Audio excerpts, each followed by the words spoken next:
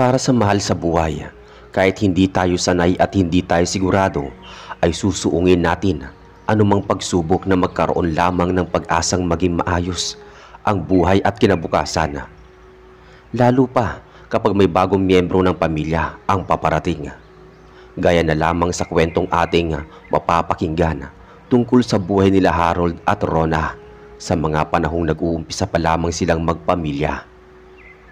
Taong 1981 sa isang baryo sa Samar. Kamusta po kayo lahat? Tawagin niyo na lang po ako sa pangalang Harold.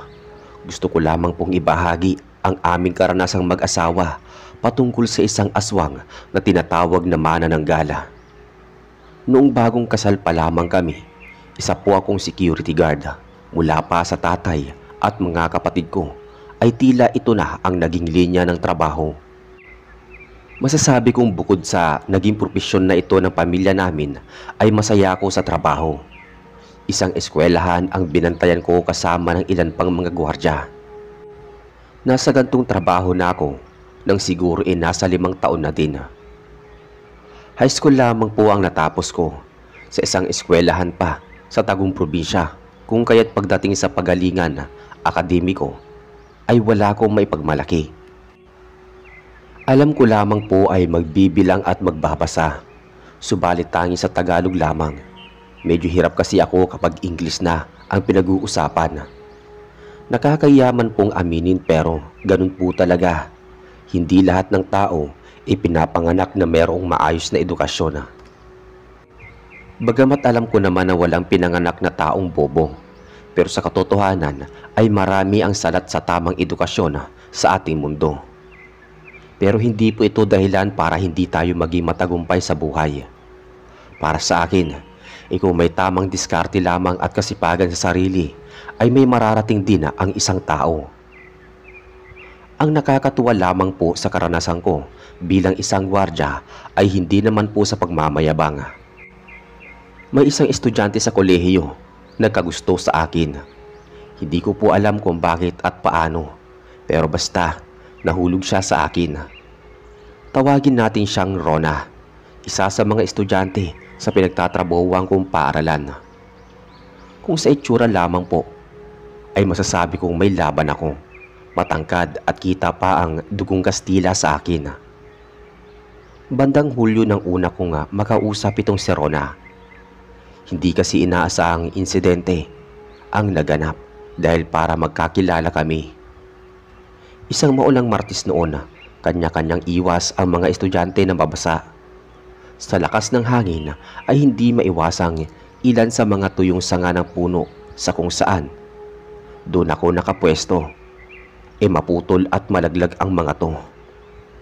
Nagkataon naman na naroon at papasok pa lang itong si Rona nang mabali ang isang sanga ng akasya at diretsyong mahulog.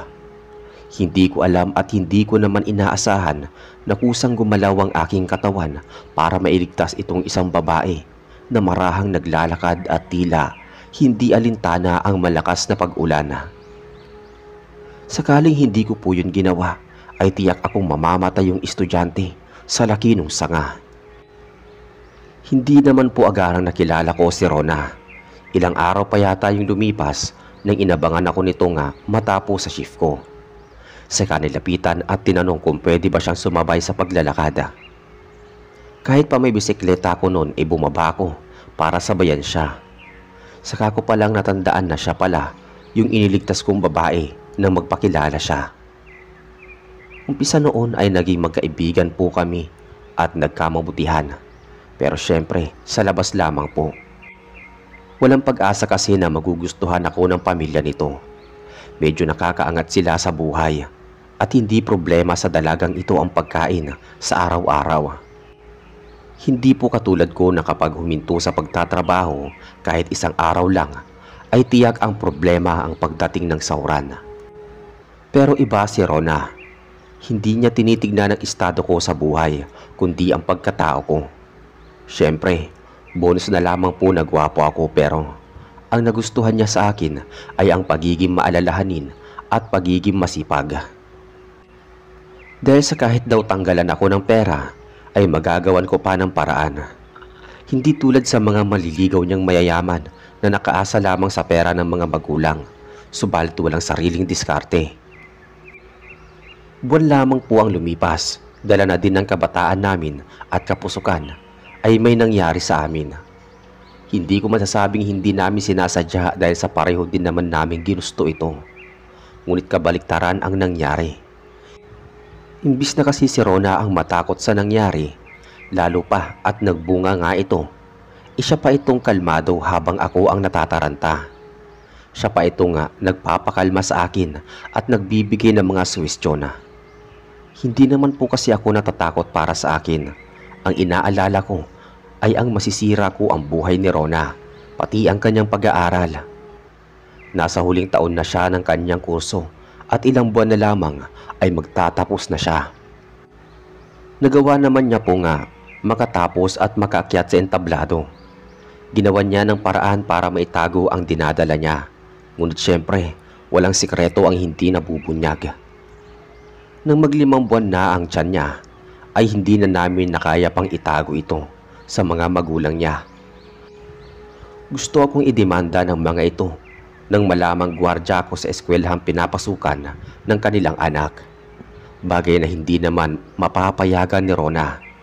Sa madaling sabi po, ay naglayas si Rona sa bahay nila at pumunta sa akin.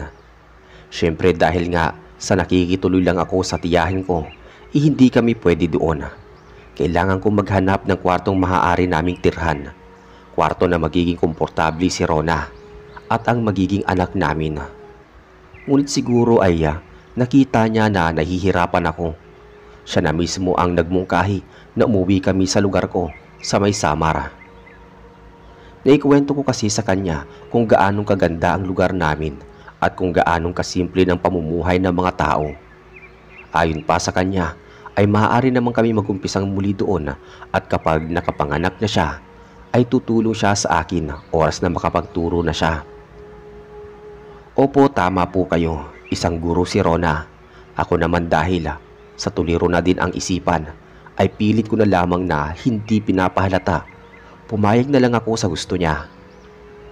Hindi na din kasi ako makakabalik sa trabaho ko dahil sa hinahanap na kami ng pamilya nito. Biyernes nang tumulak kaming papuntang probinsya. Sa pagtitipid ay sa ordinaryong bus lamang kami sumakay. Mainit at masakit sa katawan ang biyahe. Nakakatuwa lang na makitang tinitiis ito ni Rona nang walang pagrereklamo. Sa biyaheng ito, may isang matanda ang lumapit sa amin. Wika pa nito na mukhang nahihirapan yung bata sa tiyan ni Rona at mali ang pagkakaposisyon nito. Bagay na hindi ko alam kung paano ba niyang nalaman. Pero ayon sa matanda, kung hindi daw ito mahihilot, ay baka mahirapan si Rona na makapanganak. At ang mas malala pa, ay baka kung mapano pa si Rona. Sa mga narinig ay nabahala ko. Ayoko namang magtiwala dito sa matanda, kahit pa sinasabi niyang isa siyang hilot o manghihilot. Dahil sa hindi ko naman siya kakilala. Nagpasalamat lamang ako sa kanya sa mga payo niya. Pero hindi ako pumayag na hawakan niya si Rona. Alam ko ang mga kwento-kwento sa amin tungkol sa mga aswang na nagpapanggap na mabait para makalapit sa mga buntis. Lalo pa at sino nga bang normal na tao ang makakagawang makakita ng sanggol sa loob ng sinapupunan. Sa kahabaan naman ng biyahe ay hindi ko inalis ang paningin ko kay Rona. Ni ang umidlip ay hindi ko ginawa. Ayoko mawaglit ang paningin ko at nakikita ko kasing mayat maya ang pagtitig ng matanda sa amin. Matapos naman ang mahabang sakripisyo sa biyahe ay narating namin ang bayan namin mula dito saglit sa sakay na lamang ng tricycle. Pagkatapos ng tricycle ay mararating na namin ang baryo namin. Mag-aalas 5 na po yata ng hapon nang marating namin ang bahay. Gulat ang lahat ng nasa bahay sa biglaan kong pagdating at mas lalong gulat sila na may kasama akong buntis. Jesus Mario, Sep Harold, anong ginawa mo? Sino tong babae at bakit narito ka? Pagtatanong ng tatay ko na parang naisip ko na naman na kailangan pa bang tanungin yon, gayong kita na nila na nasa harap nila ang kasagutan. Nang bigla namang lumapit ang nanay namin. Kumain na ba kayo, iha? Halika at maupo ka muna saglit. Ipaghahanda ko kayo ng makakain. Harold, halika at tulungan mo ko. Ipag-init mo ng tubig ang buntis at nang may mainom siya. Utos ng nanay sa akin. Kakaiba sa tatay ko na matatarantahing kagaya ko. Ang nanay ay kalmado, rasyonable ang mga pagkilos at pananalita. Basta niya na kaagad ang sitwasyon at imbis na pagalitan pa kami ay nasikaso na lamang nito si Rona. Ipinaghanda na matutulugan at kinamusta ang bata. Matagal din kasing naging hilot itong si nanay. Subalit sa pagkakataong yun ay huminto na ito dahil sa may isang insidente na namatay yung mag-ina. Hindi dahil sa kanya, kundi dahil sa isang manananggal na nambibiktima dito. Ayon sa kwento ng nanay, matagal nang patay yung sanggol sa sinapupunan bago pa man niya ito mailabas sa tiyan ng babae. Ngunit nang tinanong ito ng nanay, pareho sila ng sinabi nung matanda sa bus. Mali ang posisyon ng anak ko sa sinapupunan at kailangan itong maayos. Mabuti na lamang at naroon ang nanay. Tiwala ko sa kanya at alam kong magagawa niyang hilutin si Rona. Nay, may nakausap din kaming matanda sa bus at sinabi niya, mali daw yung posisyon ng anak ko . Pero paano niyo ba nasasabi yan ng tinitignan lamang ang tiyan ng buntis? Pagtatanong ko sa aking nanay, nang sagutin niya naman ako na hindi niya daw kaya ang malaman ito sa pagtitig lamang. Hinihilot daw niya si Rona at kinapa ang bata kaya niya nalaman. Kinabahan naman ako sa sumunod na sinabi niya. Hindi normal na tao ang nakausap mo sa bus. Aswang lamang ang magaganoong kakayahan. Ang magawang makita ang sanggol sa pagtitig lamang. Kailangan natin maghanda ng mga pangontra sa bahay na to. Balita sa bayan ng isang dayong manananggal ang gumagala at nag-aabang ng mga dayong biktima. Lalo pa mga buntis. Noong nakaraang buwan nga lang dalawa mula sa kabilang baryo ang nabiktima nito. Yung isa nadagit mula sa sinasakyan nito papuntang Paanakan. Mas lalo akong natakot sa mga tinura ng nanay. Manananggal na aswang, walang patawad at gagawin ang lahat para lamang makuha ang sanggol sa sinapupunan ng buntis na pupuntiryahin ito. Ayon pa sa mga nalaman kong kwento, madalas na nagpapanggap itong matandang pulubi o nangangailangan ng tulong para kaawaan ng mga tao. At kapag kumagat na sa pain niya ang isang buntis o asawa ng buntis, ay doon niya umpisahang kunin ang loob ng mga ito hanggang sa magawa niyang makalapit sa tiyan ng buntis. Takip silim na pero sinikap ko pa ding lumabas at magtungo sa tindahan upang makabili ng kamangyan.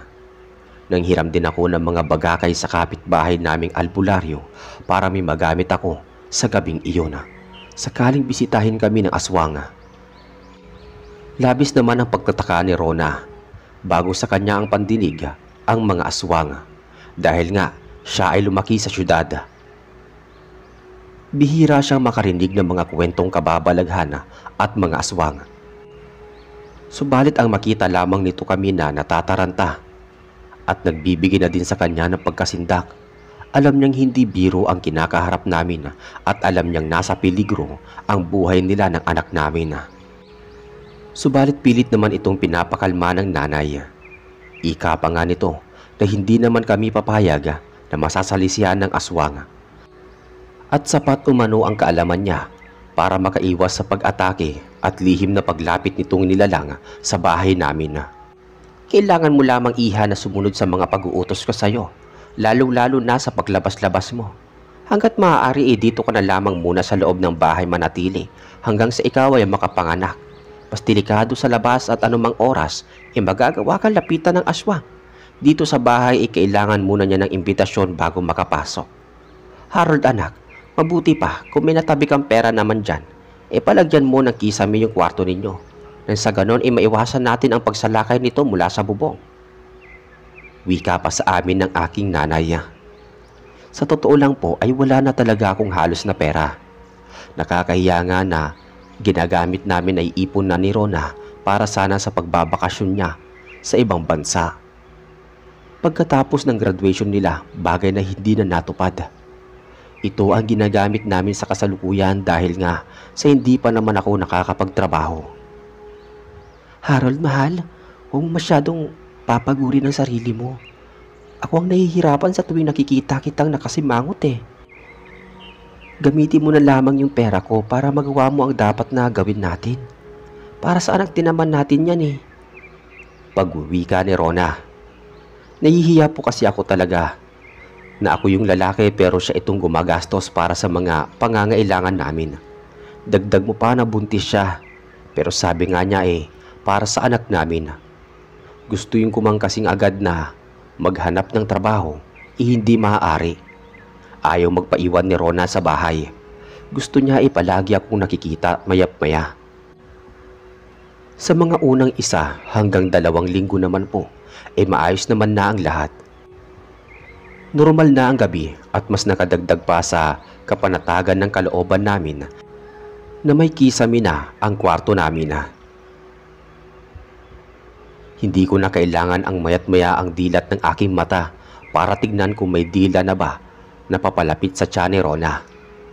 Bukod po kasi sa kesame, ay pinalagyan ko ng yero yung parte lamang ng kwarto namin. Hindi pa kasi kaya kong buong kabahayan. Ipinaayos ko din yung higaan para mas malaki at maluwag. Ang kagandahan nga lang sa bahay mga makakapal na tabla ang sahig nito.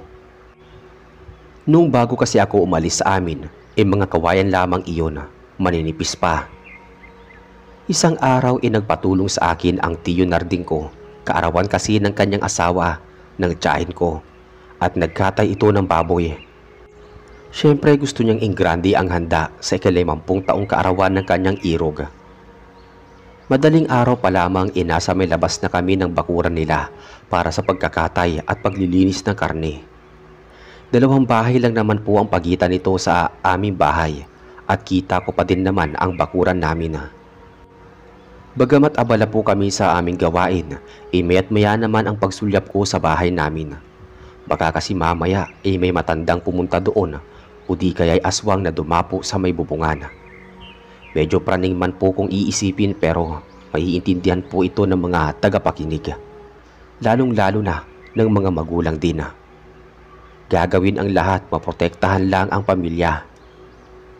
Bandang 4:00, ito nang matapos na kami ng paglilinis ng karne at nagluluto na nga ng maalmusala itong mga kasamahan ko nang mapansin kong may isang figura ng taong nakaitim ang tila nakatayo sa gilid ng bakuran namin. Sa una, inakala ko namamalikmata lamang ako dahil sa matagal na pagtitig sa apoy ng lutuan. Subalit nang muling masanay sa dilim ang aking paningin, ay may tao nga talagang nakatayo sa gilid ng bakuran. Nakadungaw ito sa bahay. Sa nakita ay mabilis kong sinabi ito sa mga kasama ko. Tangan ang itak ay tinungo ko ito kasama sila tiyo at ang tatay ko. Pare-pareho namin nakita yung matandang babae. Subalit nang mapansin kami nito sa paglapit sa kanya, bigla na lamang itong matulin na tumakbo na hindi bagay sa edad niya. Kahit ako nasa kabataan ko pa pero hindi ko makayang tumakbo ng ganoon na lamang katulin. Aswang. Ito ang mga katagang lumabas sa bibig ni Mang Tasyo, ang albularyo ng lugar namin. Ayon dito, ay isang aswang yung nakita namin at tila naghahanap ng madadaanan papasok sa bahay namin. Dala ang kanyang baston ay inikot ni Mang Tasyo ang bakuran namin hanggang sa likod bahay. Nag-usok ito ng mga orasyon kontra aswang at palipaghangin. Nakita niyang may mga bakas na nagsasabing hindi lamang isang beses na bumisita yung aswang. Tila dinadahan-dahan itong pasukin ang bahay namin at tsumitsyempo ng tamang pagkakataon. Hindi ko lubos akalain na sa oras na iyon na halos mag-uumaga na. Dagdag mo pa, naroon kami mga kalalakihan sa labas naglakas loob itong aswang na bisitahin si Rona. Sa pag-aalala ko naman, nang umaga na, pati yung bintana sa kwarto naming dalawa, ibinarikadahan ko na. Sinabi ko kay Rona yung tungkol sa matandang nakasilip sa bahay.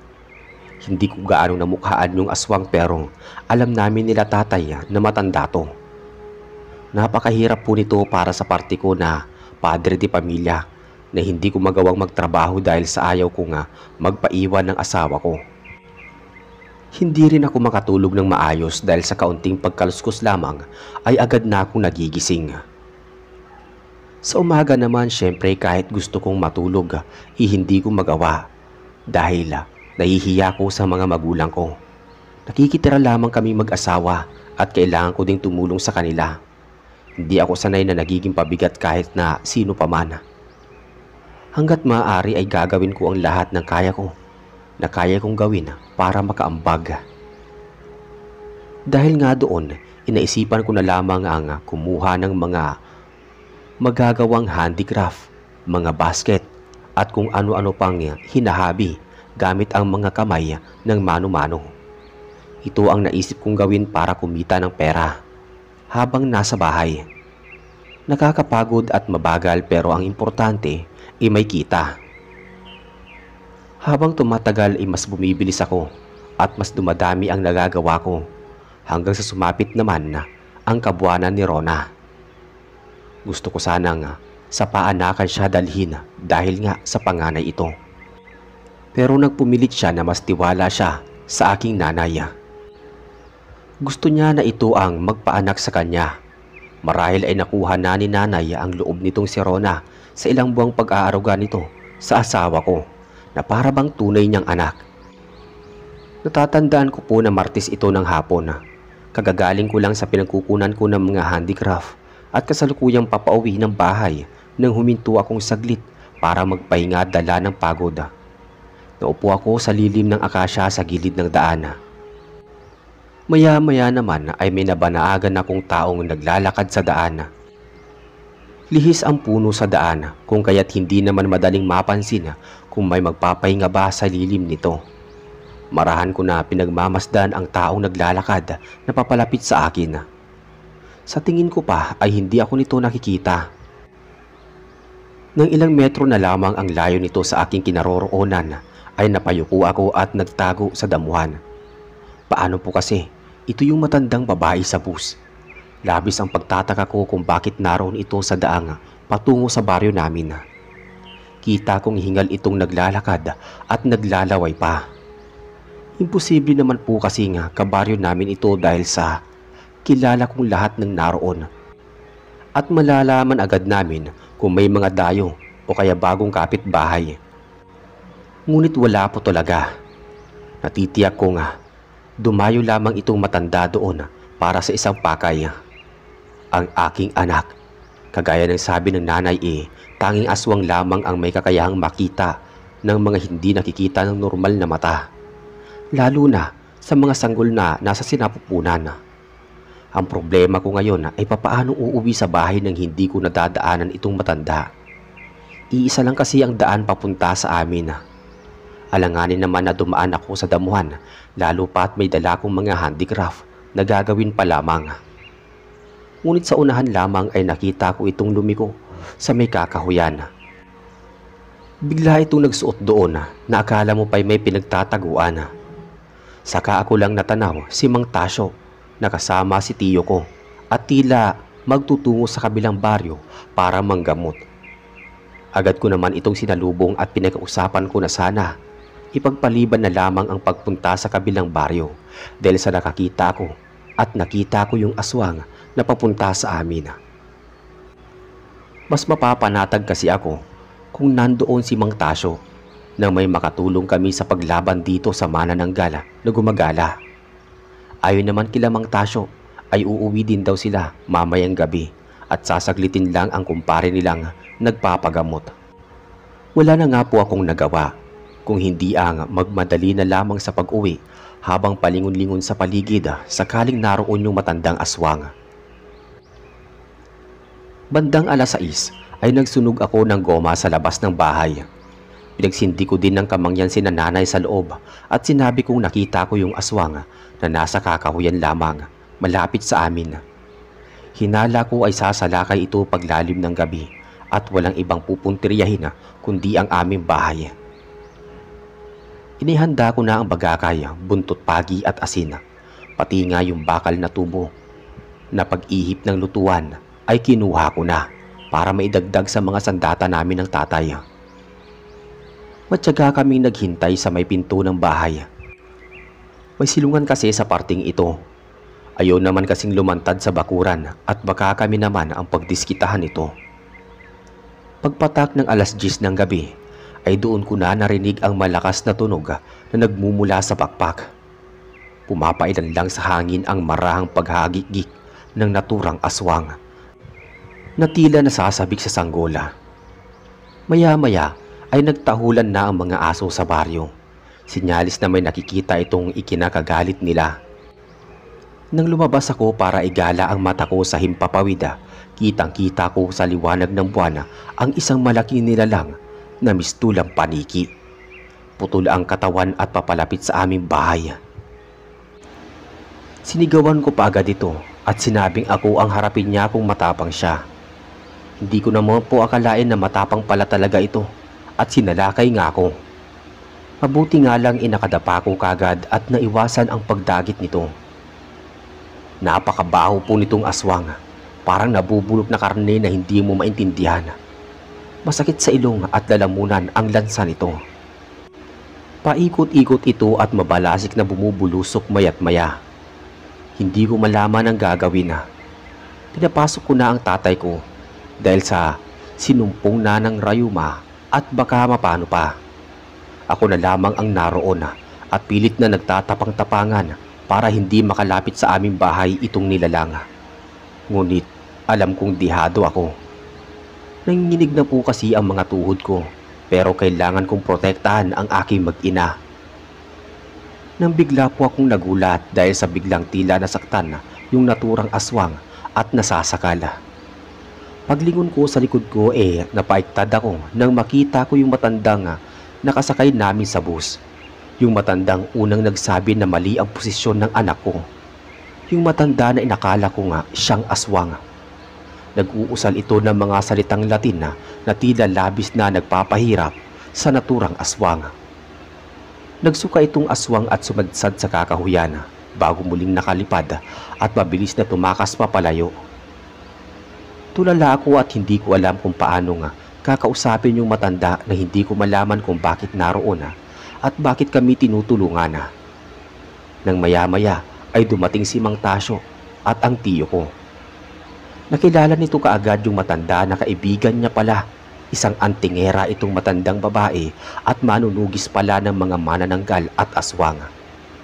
Nagkataon na yung manananggal na dumayo sa aming baryo ay siyang puntirya nitong manunugis na matanda na tawagin nating Lola Esperanza. Taos puso akong nagpasalamat sa kanya at humingi ng tawad dahil sa pinag-iisipan ko siya ng masama. Inimbita namin itong pumasok sa bahay kasama sina Lolo Tasyo para magkape at para na din makita yung asawa ko. Sino mag-aakala na kilala din ito ng nanay sa pangalang ayon kay nanay ay sikat ngang ang tingera at mamamatay aswang itong si Lola Esperanza. Lalo pa noong kabataan niya. Sabi pa nitong matanda na matagal niya nang hinahanap itong aswang at nakasabay pa pala namin sa bus yung manananggal. Kaya pala mayat maya ang titig sa amin ni Lola Esperanza. Dahil binabantayan niya din si Rona. Hindi ko inaasahan ng isang estranghera pa pala ang magsasalba sa buhay ko at tutulong sa amin. Tunay nga pong puno ng sorpresa ang mundo at masasabi ko lamang na lagi tayong mag-iingat at pipiliin ng mga taong pagkakatiwalaan. Maayos pong lumaki ang anak ko at naging matagumpay na prinsipal ang aking asawa kalaunan. Subalit hindi na kami muli pang nagpakita sa mga magulang niya. Alinsunod na din sa kagustuhan ni Rona. Mr. Narrator, hanggang dito na lamang po ang aking kwento. Maraming salamat po sa inyong pakikinig.